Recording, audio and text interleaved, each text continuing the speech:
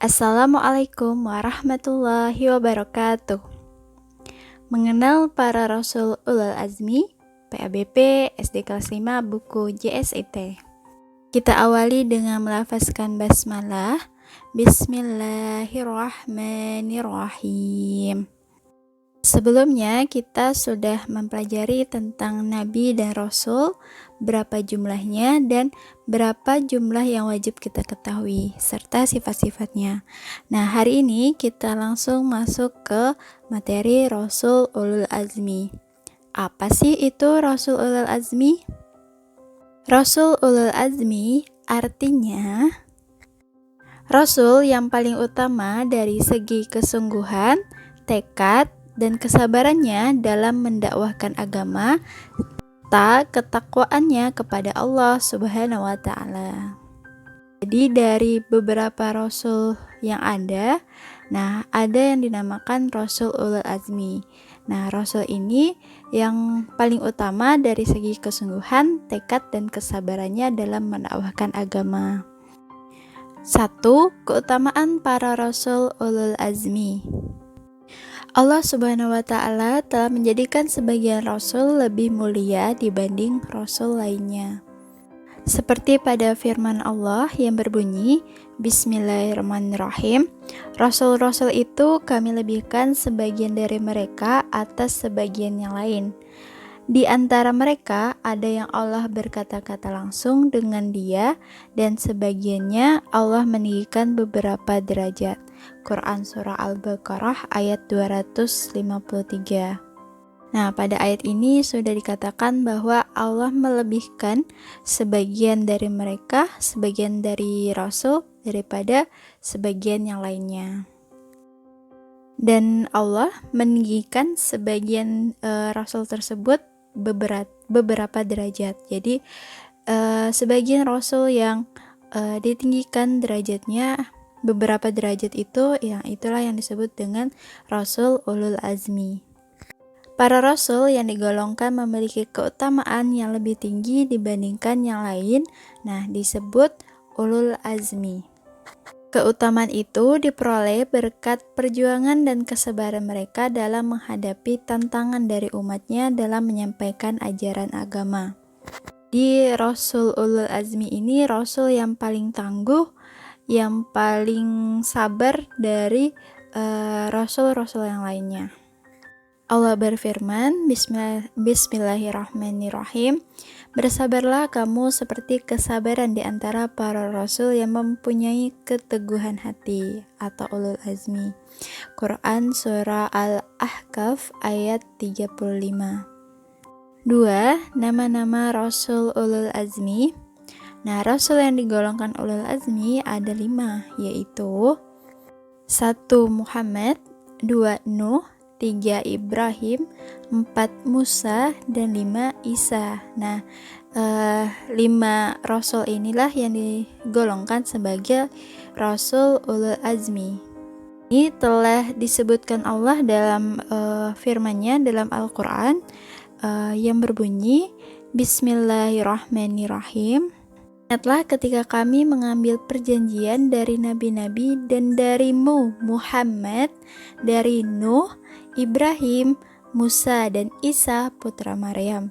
Kami telah mengambil perjanjian yang teguh dari mereka. Quran Surah Al-Ahzab ayat 7. 3. Meneladani sifat Rasul Ulul Azmi. Para Rasul Ulul Azmi memiliki banyak sifat yang harus dicontoh dalam kehidupan sehari-hari.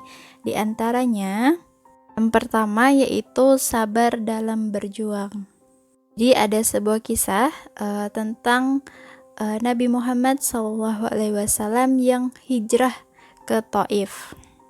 Ketika sampai ke Taif dan ingin menyampaikan dakwah, menyampaikan ajaran agama, penduduk Taif itu menolak, mencaci maki, bahkan melemparkan batu ke Rasul hingga kedua kaki Rasul berlumur darah.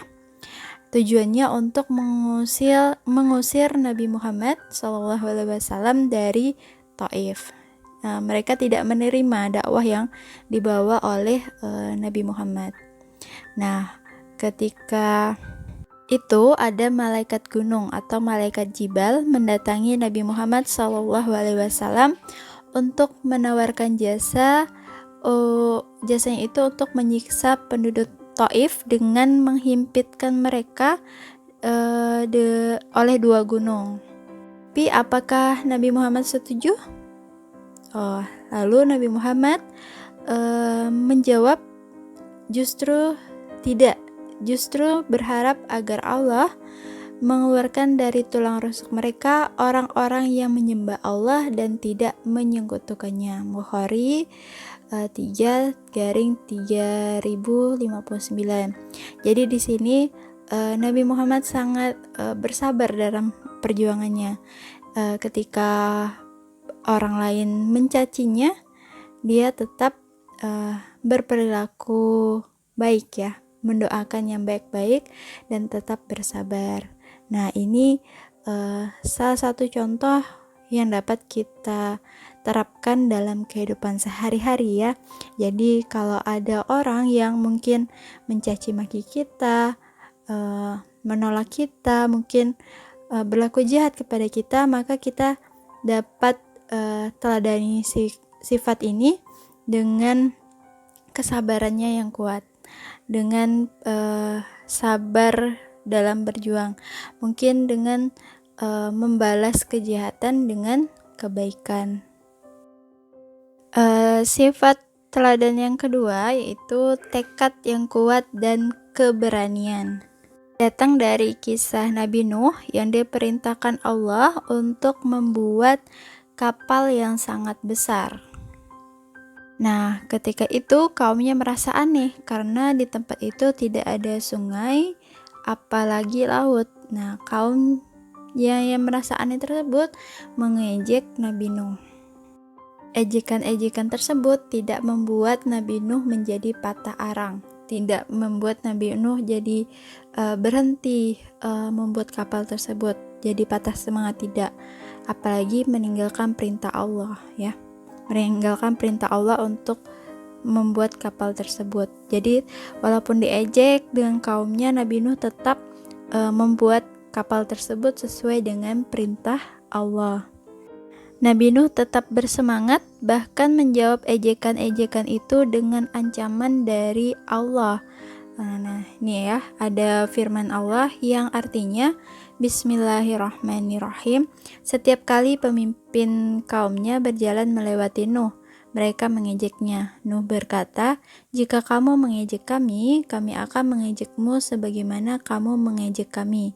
Kelak kamu akan mengetahui siapa yang akan ditimpa oleh azab yang menghinakannya dan akan ditimpa azab yang kekal."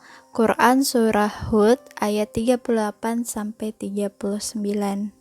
Nah, Nabi Nuh tetap bertekad dan kuat dan penuh keberanian ya, untuk tetap menjalankan perintah Allah dan berani menjawab ejekan mereka itu dengan ancaman sesuai yang telah Allah firmankan. Yang ketiga yaitu sifat taat kepada Allah meskipun perintah itu berat. Nah, yang ketiga ini datang dari kisah Nabi Ibrahim dan anaknya yaitu Nabi Ismail. Nabi Ibrahim sudah berusia lanjut, tetap berdoa kepada Allah agar dikaruniai putra yang soleh. Allah mengabulkan doanya, lahirlah Ismail dan tumbuh menjadi anak yang sabar. Kesabaran itu terlihat ketika usianya beranjak remaja. Nah, kisah ini mungkin sudah sering kalian dengar, sudah sering kita dengar bersama. Kisah tentang Nabi Ibrahim yang mendapatkan mimpi untuk menyembelih anaknya. Nah, Nabi Ibrahim berkata, "Hai anakku, aku bermimpi menyembelihmu. Apa pendapatmu?" Ismail menjawab, "Wahai bapakku, kerjakanlah perintah Allah kepadamu. Insya Allah engkau akan mendapatiku termasuk orang-orang yang sabar." Dan perintah ini sungguh sangat berat ya, seorang bapak akan menyembelih anaknya sendiri. Tapi Nabi Ibrahim, Nabi Ismail, mereka tetap taat kepada perintah Allah yang sangat berat tersebut. Akhirnya Ismail yang sedianya akan dikorbankan itu diganti oleh Allah dengan seekor kambing yang besar. Masya Allah ya, ketika Nabi benar-benar menjalankan perintah Allah yang sangat berat itu, Allah langsung ganti dengan hal yang terbaik. Dan kini kisah ini juga memerintahkan kita untuk berkurban ya, berkurban pada hari raya Idul Adha. Dari sini kita bisa meneladani sifat ini bahwa meskipun perintah Allah itu berat, silakan kita memiliki tekad untuk menjalankannya. Insya Allah di depannya akan sudah Allah siapkan hal terbaik untuk kita yang sudah berusaha dengan semaksimal mungkin untuk menjalankan perintah Allah yang berat tersebut. Tugas hari ini silakan buka halaman 132 sampai 133, kerjakan soal pilihan ganda nomor 1 sampai 10. Silakan langsung dijawab. Nah, jawabannya menulis dengan menuliskan abjad dan keterangannya ya. Tulis misalnya A. Nuh, misal A. Ibrahim. Nah, seperti itu. Kalau hanya abjad tidak akan Ustazah koreksi ya. Dan silakan kerjakan di buku tulis khusus PABP. Jangan dicampur baur dengan pelajaran lainnya. Kita tutup dengan melafazkan hamdalah, alhamdulillahirabbil alamin, dan doa kifaratul majelis, subhanakallahumma wa bihamdika asyhadu an la ilaha illa anta astaghfiruka wa atubu ilaik. Ustazah akhiri, wassalamualaikum warahmatullahi wabarakatuh.